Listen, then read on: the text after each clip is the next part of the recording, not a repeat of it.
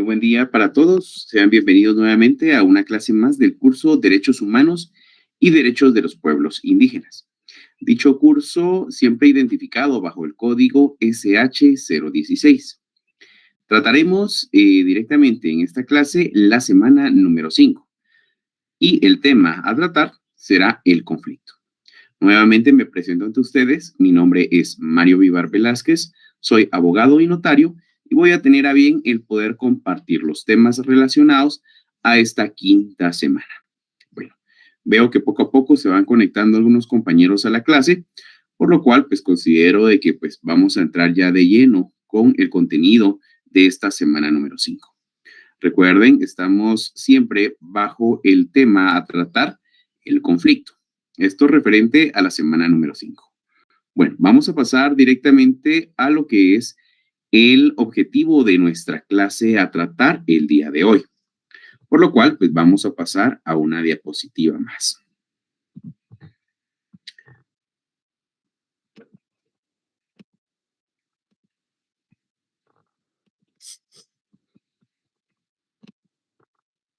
Vamos a pasar entonces al objetivo de nuestra clase. El objetivo de nuestra clase es el siguiente. Al finalizar, el estudiante tendrá conocimientos que le permitan deducir la naturaleza del conflicto social, sus horrores y qué medidas a tomar para evitarlo. Bueno, entonces, ese es nuestro objetivo de la clase del día de hoy.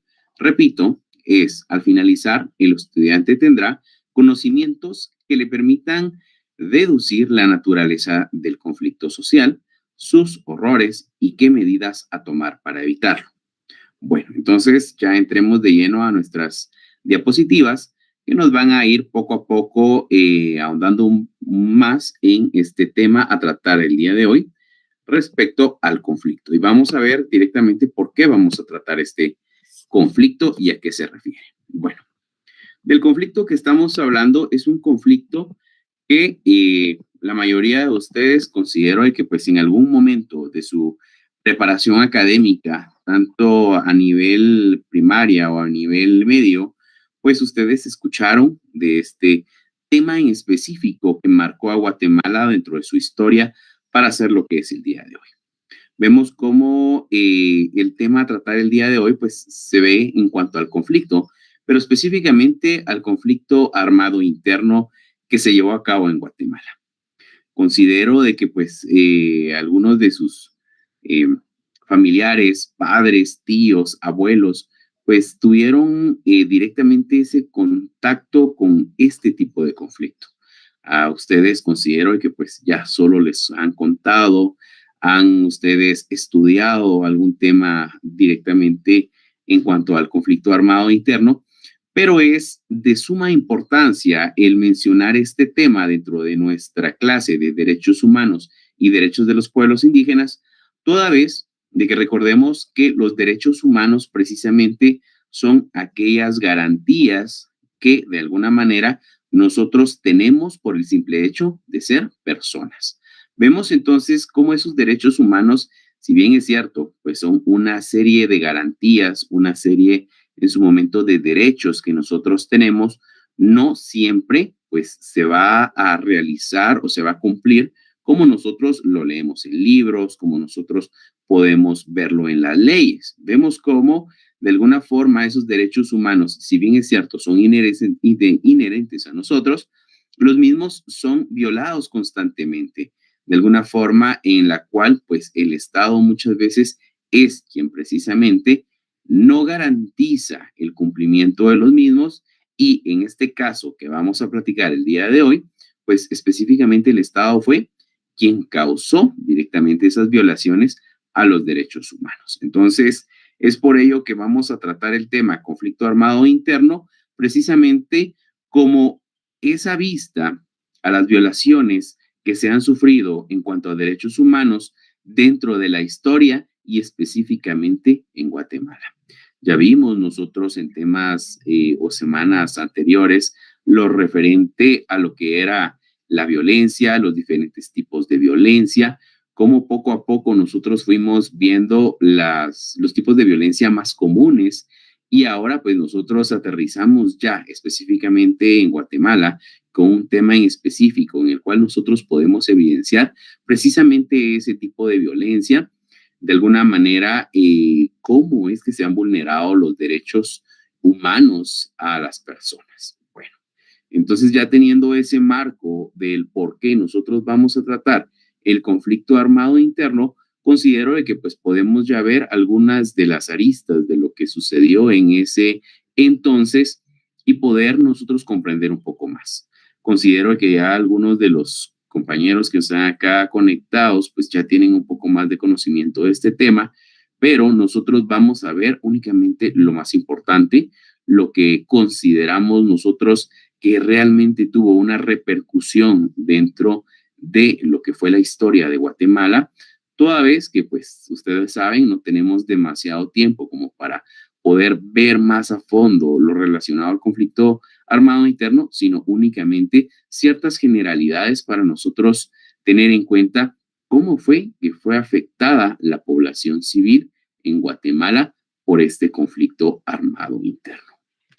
Bueno, entonces, conflicto armado interno, pues algunos compañeros, como les indicaba, pues ya considero que ya conocen el tema, ya han escuchado de historias de algunos de sus familiares, cómo era que en ese tiempo de alguna manera las personas vivían con cierto temor, puesto que había una serie de vejámenes, una serie de abuso de derechos a las personas y que de alguna manera pues, quiera que no, pues afectó psicológicamente, físicamente, moralmente a toda una población de una época en específico. Específicamente, este conflicto armado interno, pues, se lleva a cabo dentro de los años entre 1960 y 1996. Vemos cómo entonces fueron 36 años de lucha interna dentro del Estado de Guatemala entre el ejército de Guatemala y las guerrillas, y que de alguna manera, pues quien se vio más afectado fue la población que no estaba inmersa dentro de este conflicto. Los que quedaron en medio como población civil fueron los más afectados con todo este tipo de eh, conflicto entre ambos bandos. Vemos entonces, repito, este conflicto armado interno se lleva a cabo en Guatemala entre el ejército de Guatemala, civiles subversivos organizados en guerrilla entre los años de 1960 y 1996. En el año de 1996, pues culmina con la firma de los acuerdos de paz que se llevaron a cabo y con lo cual, pues, culmina este conflicto.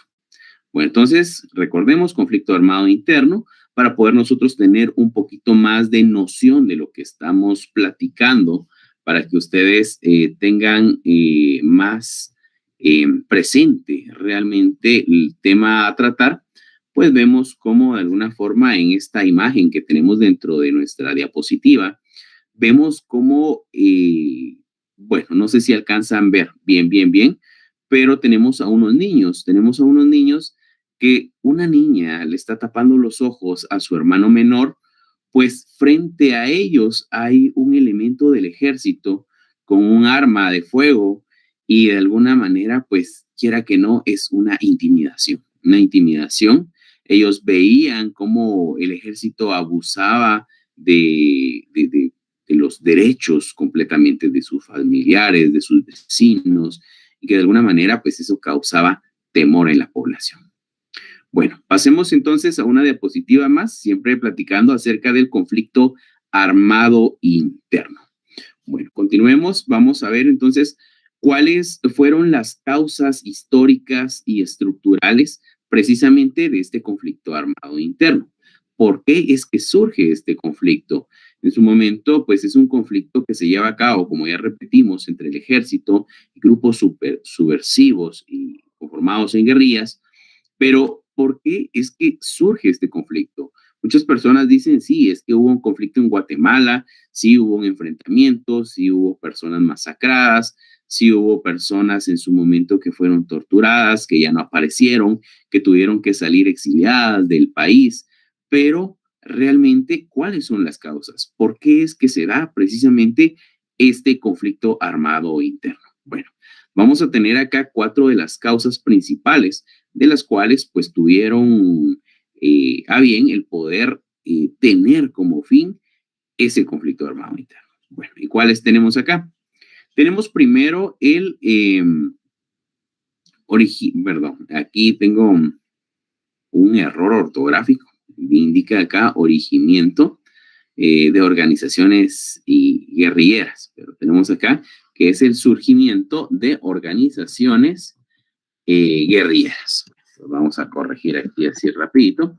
Surgimiento de organizaciones guerrilleras. Bueno, entonces vemos cómo surge entonces en esa época, en ese lapso de tiempo, surgen organizaciones guerrilleras. Vemos cómo las guerrillas conformadas en su momento por población civil que se armaban en contra del ejército, pues precisamente para poder defender sus derechos, para poder defender sus ideales, porque muchas veces fueron callados, porque muchas veces no fueron comprendidos en cuanto a poder tener una ideología distinta a la ideología que tenía en su momento la persona que estaba representando al Estado.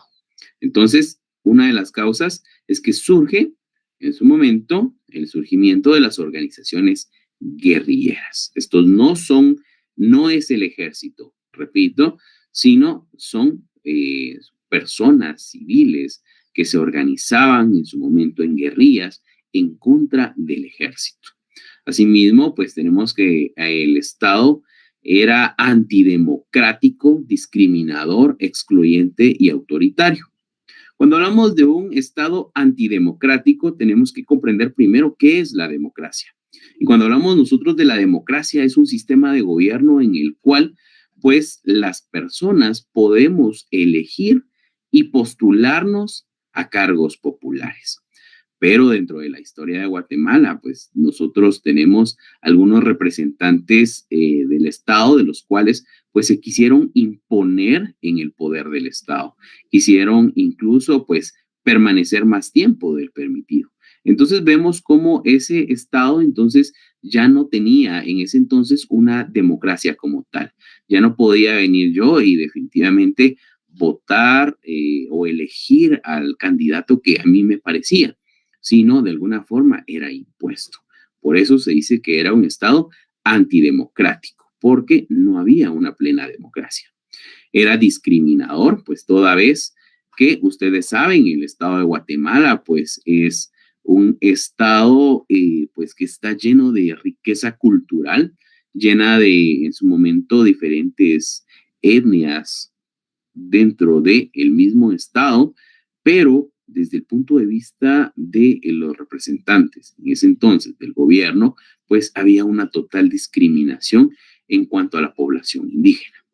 Era excluyente, toda vez que pues también no se le tomaba en cuenta precisamente a una gran parte de la población, sino únicamente ellos tomaban sus decisiones.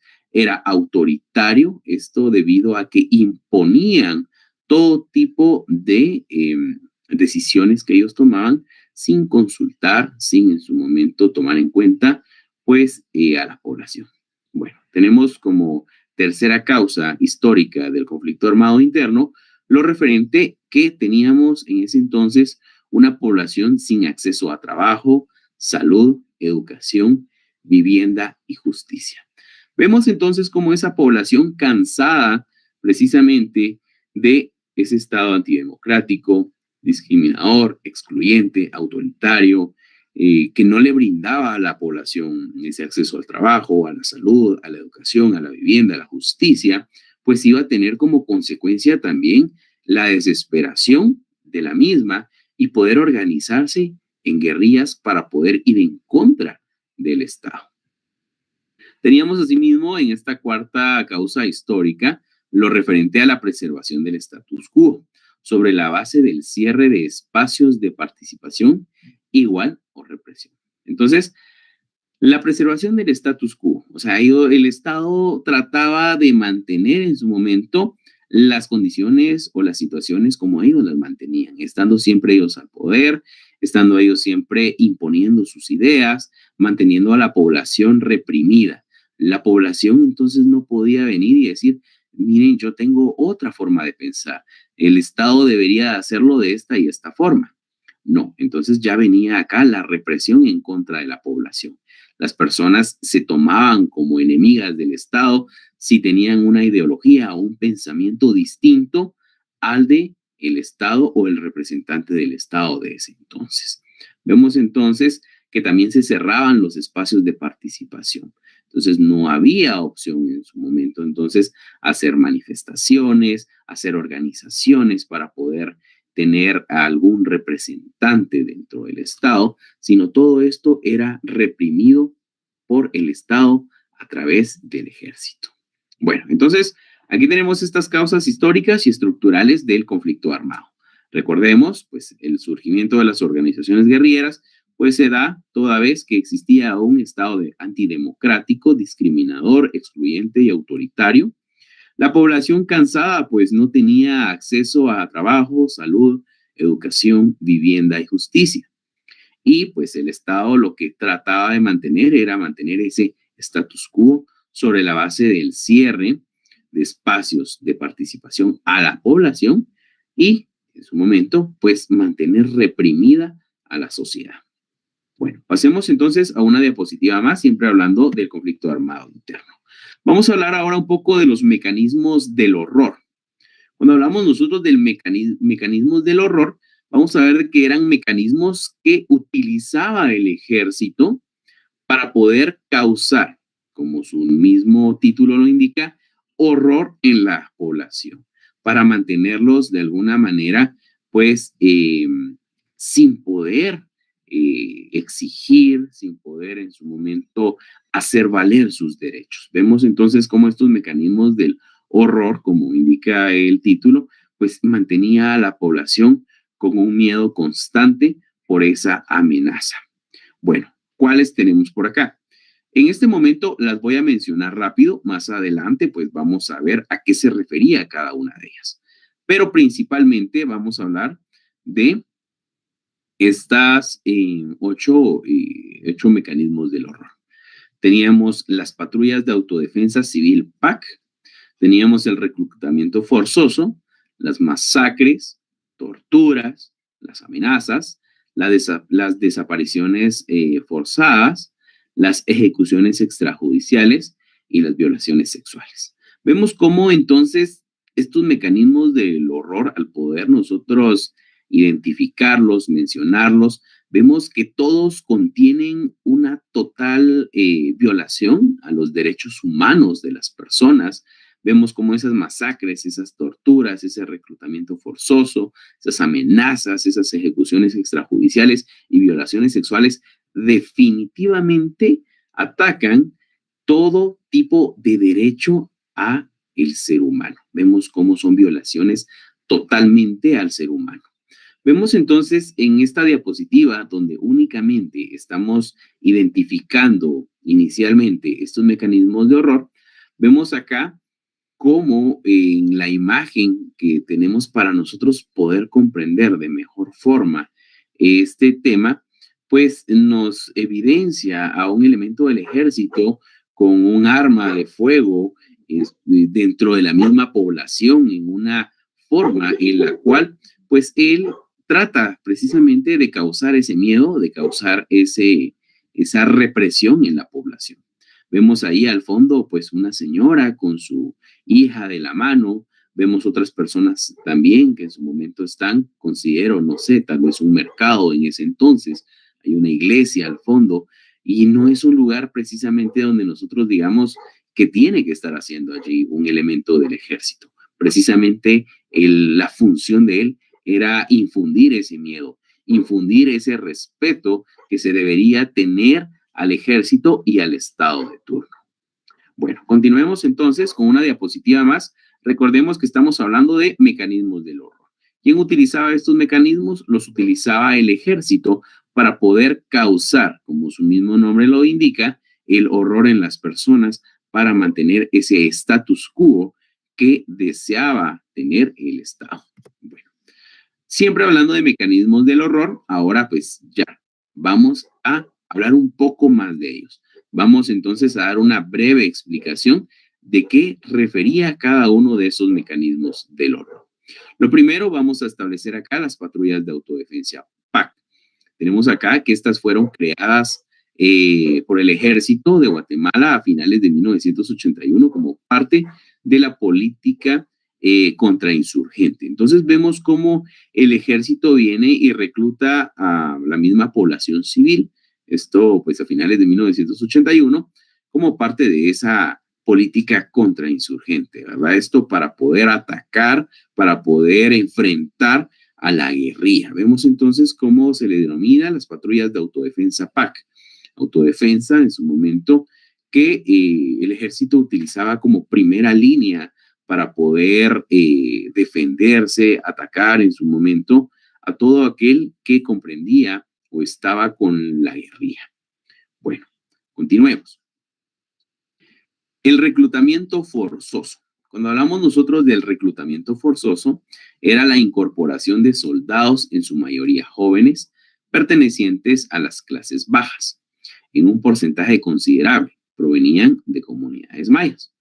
Entonces vemos acá cómo el reclutamiento forzoso, pues era un reclutamiento en el cual el ejército salía a las calles y precisamente las personas que encontraba, como lo indica acá, en su mayoría jóvenes, no les preguntaba si ellos querían brindar un servicio militar, sino únicamente los subía a camiones y se los llevaba y los reclutaba para ser parte del ejército. Vemos entonces, considero, de que más de alguien ha escuchado de parte de sus familiares, que en ese entonces, pues precisamente había un ambiente de miedo, porque los jóvenes, venían los papás y no podían mandar a sus hijos a la tienda a hacer en su momento alguna diligencia, puesto que si los encontraban en la calle, ya andaban reclutando los del ejército y los miraban y los subían de una vez a un camión y se los llevaban sin preguntar. Ese precisamente era el reclutamiento forzoso. Se daba en todo Guatemala, pero en su momento también se daba un gran porcentaje dentro de las comunidades mayas. Y esto, acá también algo muy importante, que se daba pues precisamente en las clases bajas, ¿verdad? Porque siempre vamos a tener en cuenta de que pues una clase alta siempre iba a tener ciertos privilegios, cosa distinta a las clases bajas. Bueno, vamos entonces con una más y tenemos acá las masacres. Las masacres, entonces, en su momento, pues tenemos de que fueron aquellos asesinatos colectivos para eliminar a los supuestos colaboradores y luego aniquilar globalmente a las comunidades consideradas como su base social. Vemos entonces cómo el ejército, de alguna forma, pues pasaba de un tipo de intimidación a las personas a un total abuso como es quitarle la vida a las personas. Vemos entonces cómo el ejército realizaba masacres en las cuales pues asesinaba directamente a aquellas personas que según ellos colaboraban con la guerrilla, porque tal vez escondían a miembros de la guerrilla, porque tal vez en su momento les proveían alimentos o los dejaban pasar una noche en sus casas a los miembros de las guerrillas, y entonces el ejército ya lo tomaba como colaboradores de la guerrilla, y por lo cual eran enemigos del Estado y pues era motivo suficiente para poder quitarles la vida, así como aniquilar globalmente a comunidades consideradas como su base social. Entonces, si venía el ejército y decía, bueno, pues estamos nosotros ante la comunidad del Cerrito, y se dice que en el Cerrito, pues allí precisamente es donde en su momento, pues se conciertan, se piensan, se planean todos los ataques en contra del ejército por parte de la guerrilla. Entonces, nosotros vamos a aniquilar completamente esa comunidad. No importa si hay niños, si hay ancianos, hay mujeres, no importa porque todos ellos de alguna forma están colaborando con la guerrilla. Entonces ellos de una forma global, pues eliminaban esas comunidades.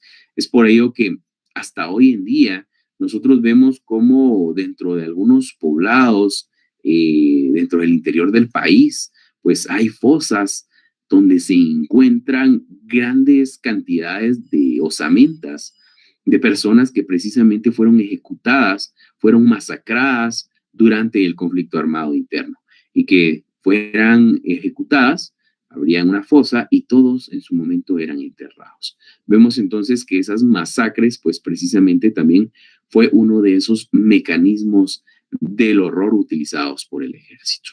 Bueno, continuemos. La tortura. Su fin principal era obtener la información. Entonces, estas personas que eran masacradas antes de ser eliminadas, antes de ser asesinadas, eran torturadas. Eran torturadas precisamente para poder obtener información acerca de las guerrillas, quiénes eran miembros de las guerrillas, dónde se organizaban las guerrillas o qué planes tenían en su momento las guerrillas. Entonces, vemos cómo la tortura era un mecanismo del horror utilizado por parte del ejército precisamente para obtener información de las guerrillas. Bueno, continuemos entonces, vamos a una diapositiva más. Ahora vamos a estar acá siempre hablando de los mecanismos del horror ante las amenazas. Y cuando hablamos nosotros de las amenazas, pues vamos a ver que esta, como nos indica la diapositiva, fue una actividad utilizada constantemente por el ejército contra aquellas personas que eran consideradas objetivos principales en la lucha contra la insurgencia. Se daba el secuestro y el atentado. Entonces también las amenazas era otra forma en la cual también se iba a dar esa forma de abuso de derechos de parte del ejército en contra de la población.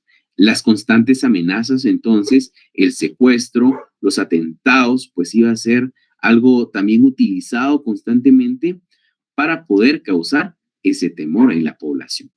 Ya, las amenazas pues continuaban, como ya hablamos, directamente con un tipo de tortura o incluso pues el asesinato de las personas. Bueno, continuemos ahora, vamos a ver las desapariciones forzadas.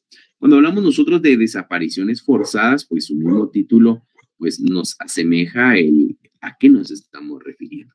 Vemos entonces las desapariciones forzadas donde se daba la captura repentina de la víctima, la cual en su mayor parte de veces se realizó mediante una acción encubierta. Anteriormente, dentro del conflicto armado, se escuchaba de unas camionetas. La G2 en su momento era un grupo organizado en cuanto a poder realizar este tipo de desapariciones forzadas, que normalmente en las noches se daba de que pues salían estas personas, como lo indica acá, pues la misma descripción de las desapariciones forzadas, que eran personas que iban encubiertos en su momento. Estas personas, pues, era famoso que decían, pues, viene la camioneta, métanse a su casa, no salgan. Eran unas camionetas tipo, ¿qué les diré? Un tipo minivan, por decirlo así.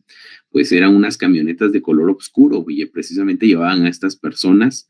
¿Y cuál era su objetivo principal?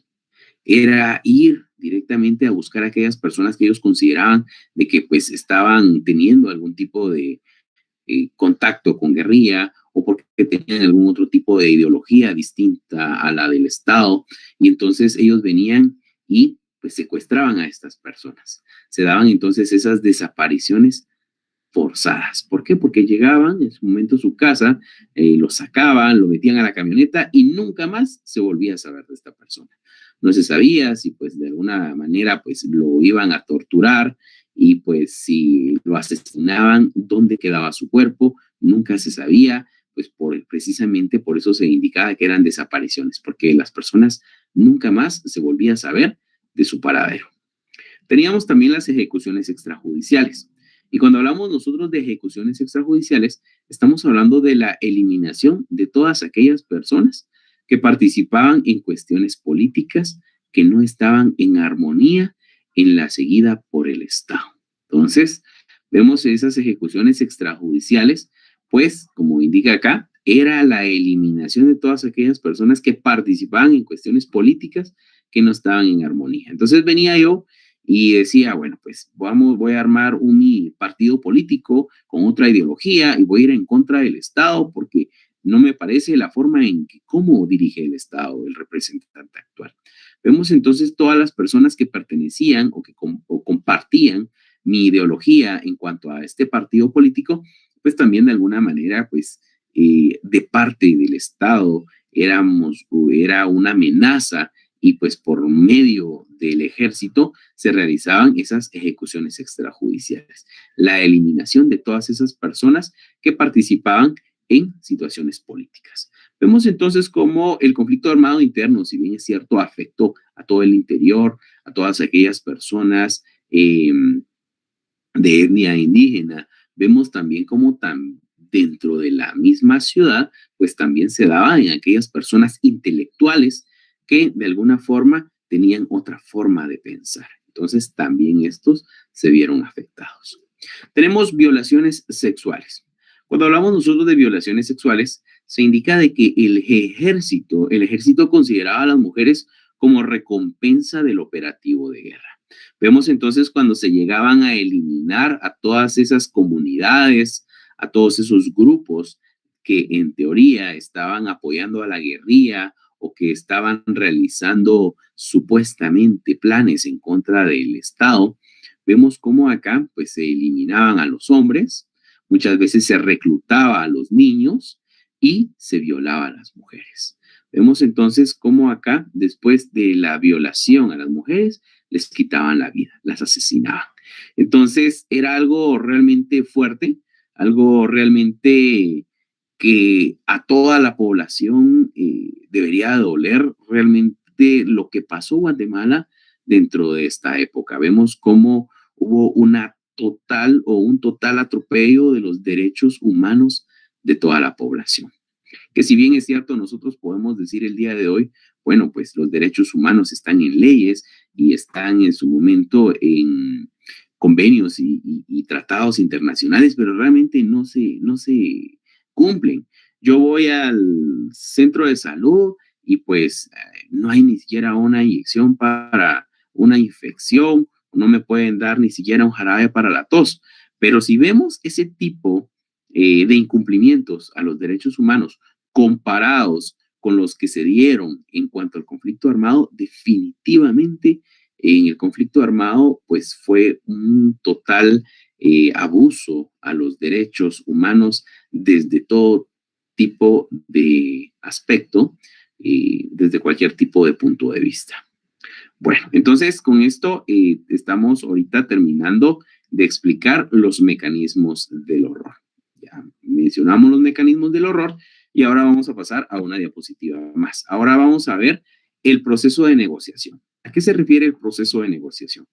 Cuando hablamos del proceso de negociación nos estamos refiriendo a que después de esos 36 años de conflicto armado interno, de abuso de derechos humanos, de violaciones, de asesinatos, de desapariciones forzadas, de secuestros, de todo tipo de intimidación. Luego de esto, pues hubo un proceso de negociación para precisamente parar con todos esos abusos, para que se acabara precisamente ese conflicto armado interno. Entonces, el proceso de negociación, inicia en el año de 1986 y asimismo pues culmina en el año de 1996, precisamente pues con la firma de los acuerdos de paz. Entonces, pero todo este proceso de negociación llevó una serie de etapas, una serie de colaboraciones de parte de muchos sectores del país para poder precisamente hacer un paro a este conflicto armado interno. Vemos que estuvo incluso la iglesia, tuvo un papel muy importante dentro de este proceso de negociación. Vemos entonces cómo se comienza con las cumbres de Esquipulas 1 y 2, estas en los años de 1986 y 1987. Y asimismo, pues lo que se trató acá fue, vamos a mencionar 4 aspectos importantes dentro de estas cumbres de Esquipulas 1 y Esquipulas 2. Y lo primero va a ser el procedimiento para establecer la paz en la región. Entonces, acá se comenzaban las ideas precisamente para poder hacer ese paro a este conflicto armado interno. Entonces, acá se dio el procedimiento para establecer la paz en la región. Asimismo, la negociación para el cese de hostilidades. Vemos cómo ya empezaban entonces las pláticas entre guerrilla, entre en su momento el Estado a través del ejército y asimismo pues la iglesia, ¿verdad? Que era como que un conciliador entre ambos. Se dio la creación de comisiones nacionales de reconciliación y asimismo los diálogos nacionales. Bueno, entonces vemos cómo estas cumbres de Esquipulas 1 y 2 pues fueron la base de lo que más adelante precisamente fueron los acuerdos de paz. Vemos cómo acá entonces comenzó esa negociación, ese diálogo, esa creación de comisiones en su momento precisamente para una reconciliación. Luego de esto, pues tenemos también las etapas del proceso de paz. Y estas etapas del proceso de paz, en su momento, pues también fueron determinantes en cuanto a poder marcar ese final en el año de 1996. Y acá pues tenemos que en el año de 1986 al año de 1989, pues se dio la desactivación de amenaza de guerra generalizada y la creación de condiciones. Asimismo, posterior a ello, en el año de 1990, se da la aproximación indirecta y las reuniones con sectores sociales. En el año de 1991 al año de 1994 se da en su momento la definición de temario e inicio de negociación directa. En el año de 1994 también pues se da el cambio de formato de la negociación y reanudación de la negociación en una asamblea de la sociedad civil. Y por último, vamos a tener que en el año de 1994 al año de 1996, precisamente pues se da esa negociación y firma de los acuerdos de paz firme y duradera en fecha específico 29 de diciembre de 1996. Perfecto, entonces acá tenemos un resumen de lo más importante que sucedió precisamente en ese proceso de negociación, que tuvo como fin la culminación de esos 36 años de conflicto armado interno, de 36 años de abusos a los derechos humanos de todo un país. Bueno, entonces, algunos pensadores indican de que, pues, quien no conoce su historia, muchas veces, pues, corre el riesgo de volverla en su momento a repetir, y precisamente, pues, todo guatemalteco, todo estudiante, más aún todavía, pues tiene la obligación de conocer realmente su historia, saber el por qué el día de hoy, pues nosotros tenemos ciertos derechos, tenemos la oportunidad de poder conformar organizaciones políticas que dentro de la historia no se dieron. Entonces, es por ello que, pues, este es un tema muy amplio, tema en el cual, pues, hay muchos puntos de vista. Yo traté de indicar acá un punto neutral de realmente lo que sucedió sin, no sé, tocar algún tipo de tema más a fondo, puesto que de todo este conflicto armado interno, pues siempre van a haber dos puntos de vista, los cuales pues van a tener como consecuencia de que nosotros formemos nuestro propio criterio de lo que pasó. Pero bueno, entonces estamos culminando la clase del día de hoy con los temas. Espero pues ustedes hayan podido comprender un poco.